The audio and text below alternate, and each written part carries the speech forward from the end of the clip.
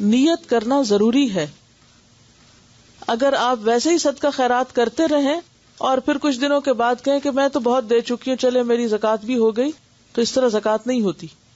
حسب ضرورت سال مکمل ہونے سے پہلے زکوٰۃ ادا کی جا سکتی ہے.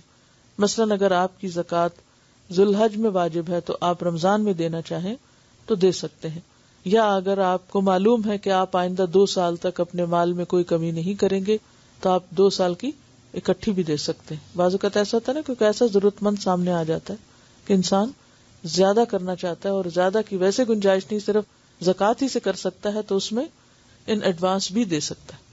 عبد المطلب بن ربیعہ رضی اللہ عنہ کہتے ہیں کہ نبی اکرم صلی اللہ علیہ وسلم نے فرمایا کہ صدقات لوگوں کی میل ہیں، اور بے شک یہ محمد اور آل محمد صلی اللہ علیہ وسلم کے لیے حلال نہیں.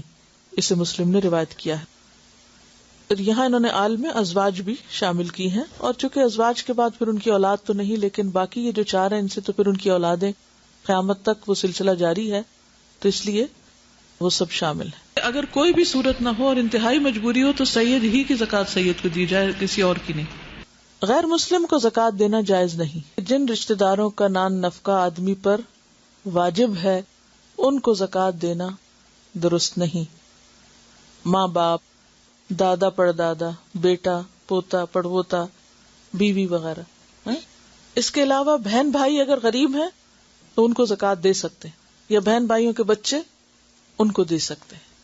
ٹھیک ہے، اور ان سے شروع کرنا اور رشتہ داروں میں ضرورت مندوں کو دینا زیادہ افضل ہے بنسبت اس کے کہ انسان باہر دے. حکومت زکوٰۃ لے لے تو آدمی فرض سے بری ذمہ ہو جاتا ہے.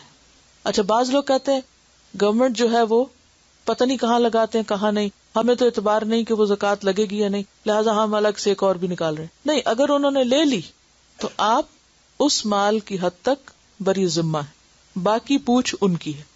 زکوٰۃ اس مال پہ ہوتی ہے جو آپ کی ملکیت میں ہو.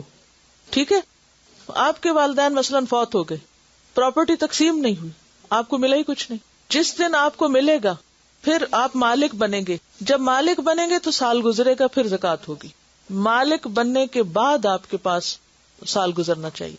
ذاتی مکان یا مکان کی تعمیر کے لیے پلاٹ، نیز ذاتی استعمال کی اشیاء مثلا کار، فرنیچر، فریج، حفاظتی ہتھیار یا مویشی خواہ کتنی ہی قیمت کے ہوں ان پہ زکوٰۃ نہیں.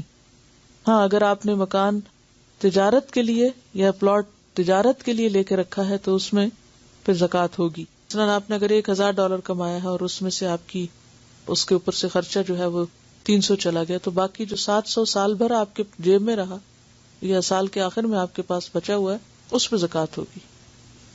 دھات کے سکے یا کاغذ کی کرنسی چونکہ ہر وقت سونے یا چاندی سے تبدیل کی جا سکتی، یعنی آپ اس سے سونا چاندی خرید سکتے ہیں، لہذا رائج الوقت کرنسی کا نصاب 87 گرام سونا یا 612 گرام چاندی، دونوں میں سے جس کی قیمت کم ہوگی اس کے برابر ہوگا، جس پر سال گزرنے کے بعد 2.5% کے حساب سے زکوٰۃ ادا کرنا ہوگی.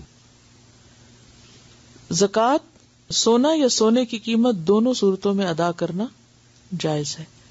سونے کی قیمت کا اندازہ موجودہ بھاؤ کے مطابق لگا کر زکوٰۃ ادا کرنی چاہیے. اس وقت کی نہیں جب آپ نے خریدا تھا، بلکہ آج کی، خواہ زیادہ ہو گئی ہو خواہ کم ہو گئی ہو.